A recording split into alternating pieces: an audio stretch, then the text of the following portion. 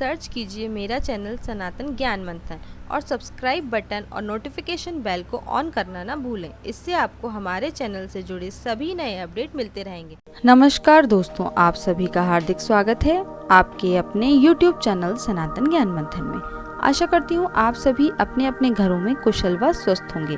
मैं फिर से एक बार आप सभी के लिए नई कथा व जानकारी को लेकर प्रस्तुत हूँ। अगर आप किसी भी विशेष कथा व जानकारी को प्राप्त करने में रुचि रखते हैं तो हमें कमेंट बॉक्स में ज़रूर बताएं और इसी तरह बने रहिए हमारे चैनल पर और जुड़े रहिए अपनी धर्म और संस्कृति के साथ। दोस्तों, आज मैं फिर से आप सभी के लिए भगवान भोलेनाथ के प्रसिद्ध धाम केदारनाथ की कथा को लेकर आई हूँ।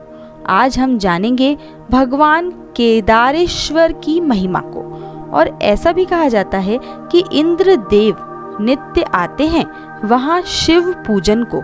तो बिना किसी देरी के शुरू करते हैं हमारी आज की इस रोचक कथा को। चारों तरफ भीषण प्राकृतिक आपदा, अलकनंदा की सुनामी में तीन ओर से ताश के पत्तों की तरह बहते पर्वत और भवन, लेकिन बीच में अड़िग खड़े केदारेश्वर, जिनके निवास का एक पत्थर भी ना हिला सका ये जल सैलाब।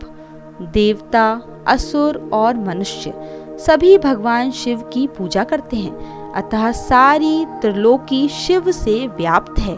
यद्यपि पृथ्वी पर असंख्य शिवलिंग हैं, तथापि उनमें प्रधान 12 ज्योतिर्लिंग हैं। उनमें से एक पर्वतराज हिमालय के केदार नामक चोटी पर स्थित है। केदारनाथ या केदारेश्वर के नाम से जो विश्व में विख्यात है।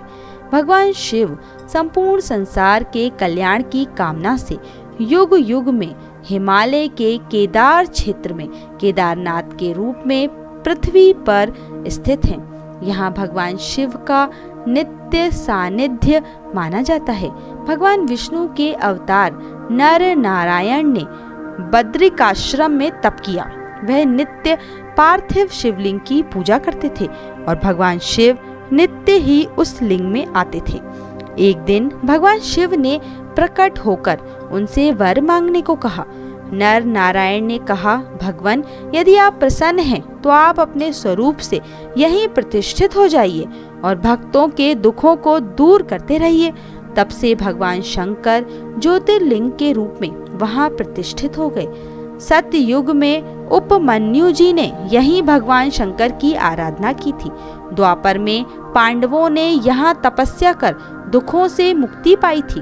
पांडवों के प्रार्थना करने पर भगवान शिव नीचे की ओर मुख कर वहां स्थित हो गए। केदारनाथ में कोई मूर्ति नहीं है।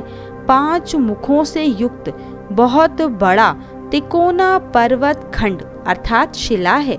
हिमालय स्थित ज्योतिर्लिंग का केदार नाम पड़ने के कारण भी पीछे एक मनोहर ही कथा सामने आती है। स्कंद पुराण के अनुसार प्राचीन काल में स्वयंभुव मनवंतर में हिरण्याक्ष नाम का एक महाबली और महातेजस्वी दैत्य था। उसने अपने तप के बल से इंद्र को स्वर्ग से निकाल दिया और त्रिलोकी को अपने अधिकार में कर लिया था। देवताओं के साथ इंद्र गंगोत्री में आकर तप करने लगे। एक दिन इंद्र के तप से प्रसन्न होकर भगवान शिव महिष अर्थात भैंसे का रूप धारण कर इंद्र के पास आए और कहा कि हे इंद्र, उठो, देखो मैं तुम्हारी तपस्या से प्रसन्न हूँ। इंद्र ने कहा, प्रभु, आप हिरण्याक्ष, सुबाहु और त्रिशिंग लोहिताक्ष सभी 5 दैत्यों का वध कर दीजिए, क्योंकि इनके मरने पर दैत्य अपने आप मर जाएंगे और बाकी सारी सेना का संहार हो जाएगा। तब भगवान शिव उस स्थान पर गए जहाँ हिरण्याक्ष आदि दैत्य थे। उस भयानक भैंसे को देखकर सभी दैत्य उसे पत्थरों और डंडों से पीटने लगे। भगवान शिव ने महेश रूप में अपने सींगों के वार से एक ही बार में हिरण्याक्ष सहित 5 दैत्यों का वध कर दिया। इसके बाद भगवान शिव ने इंद्र के पास आकर कहा, मैंने 5 दैत्यों का वध कर दिया है। अब तुम पुनः त्रिलोक का राज्य संभालो। मुझसे कोई दूसरा वर मांगना चाहते हो तो मांग लो।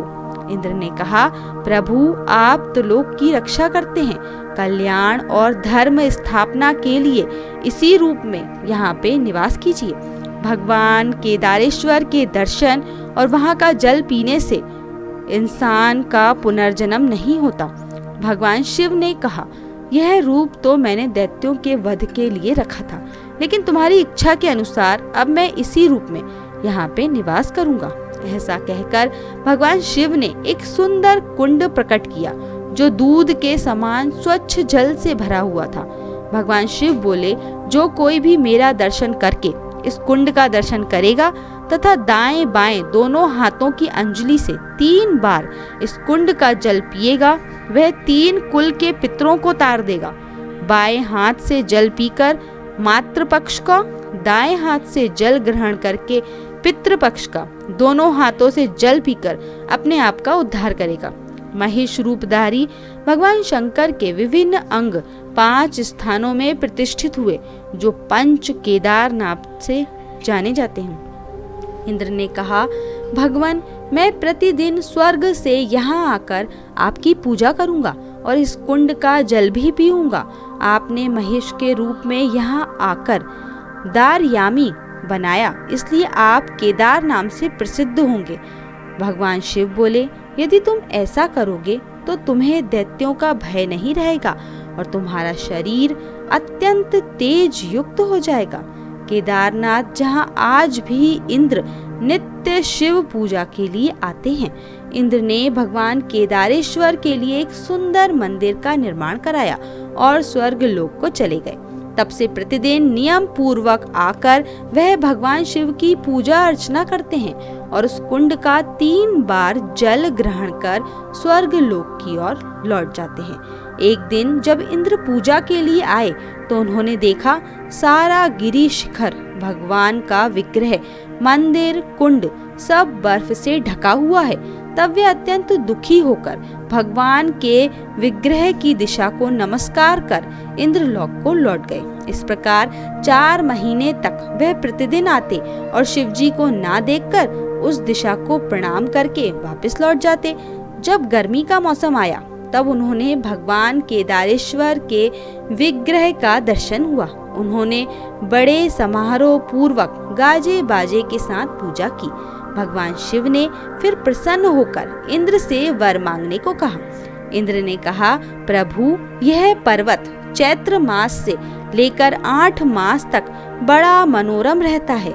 फिर वृश्चिक की संक्रांति से लेकर कुंभ की संक्रांति तक ये मेरे लिए भी अगम्य हो जाता है। तब साधारण मनुष्य की तो बात ही क्या है। अतः इन 4 महीनों में आप इसी रूप में मृत्यु लोक में कहीं और निवास करें, जिससे मेरे नित्य पूजन की प्रतिज्ञा में कोई बाधा नहीं आए। भगवान शिव ने कहा, ठीक है, मैं हाटकेश्वर क्षेत्र में, वहाँ मैं वृश्चिक की संक्रांति से लेकर कुंभ में सूर्य रहते हुए सदा निवास करूंगा। अतः वहाँ मेरा मंदिर बनवाकर उसमें मेरे स्वरूप की प्रतिष्ठा करके मेरी पूजा करना। तुम्हारे लिए मैं अपना तेज उस शिवलिंग में स्थापित कर दूंगा। भगवान शिव के इस वचन को सुन इंद्र ने हाटकेश्वर में मंदिर बनवाकर शिवजी के केदार स्वरूप को वहां पे स्थापित किया। तो दोस्तों, इस वीडियो को लेकर आपकी क्या राय है, हमें नीचे कमेंट बॉक्स में ज़रूर बताएं। और अगर आपको आज का वीडियो पसंद आया हो तो इसे लाइक करें और ज़्यादा से ज़्यादा लोगों तक शेयर करें। और ऐसी ही और भी धार्मिक कथाओं के लिए सब्सक्राइब करें हमारे YouTube चैनल सनातन ज्ञान मंथन को और Facebook पर फॉलो करें हमारे पेज को। धन्यवाद दोस्तों।